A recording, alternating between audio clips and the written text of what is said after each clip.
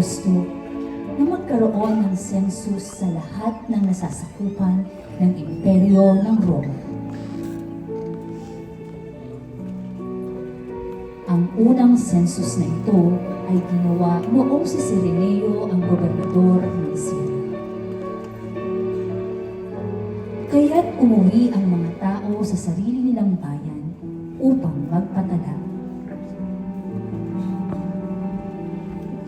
Mula sa Nazareth, isang lungsod sa Galilea, si Jose ay pumunta sa Judea sa Bethlehem, na bayang sinilangan ni Haring David, sapagkat siya'y mula sa angkan nito.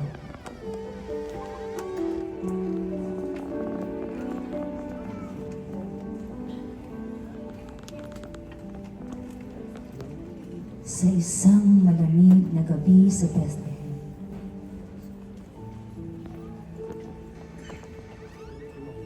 naglalakbay sa katahimikan ng gabi si Maria na nagdadalang tao at si Jose na may pag-ibig at pananampalatayang hindi matitinag.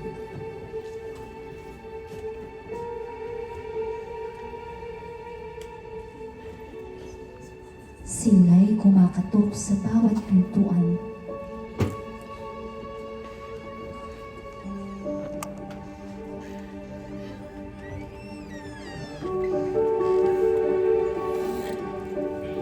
Umaasang may tatanggap sa kanila.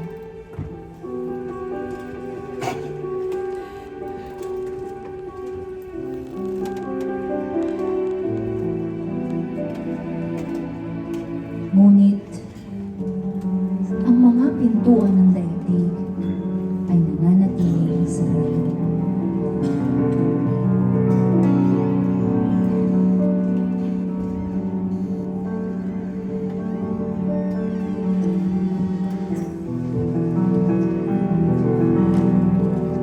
Ngunit sa kabila ng pagod, sa gitna ng kawalan, may ilaw na patuloy na nagliliyab, ang ilaw ng pag-asa.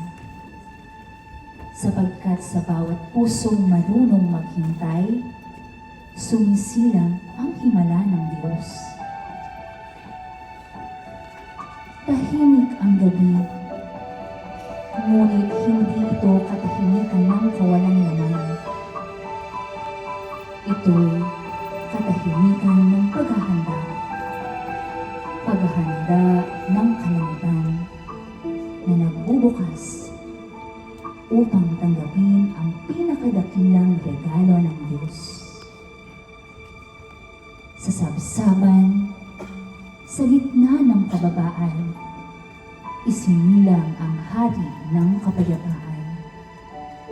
At ang mundong minsang puno ng kaguluhan ay biglang tumigil upang pakinggan ang awit ng mga anghel.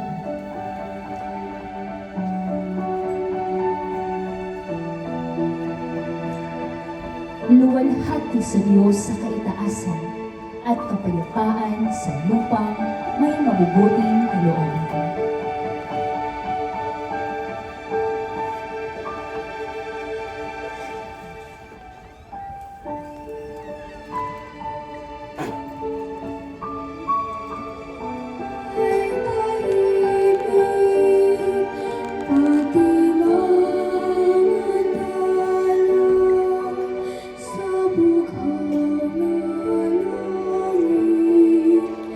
Kahit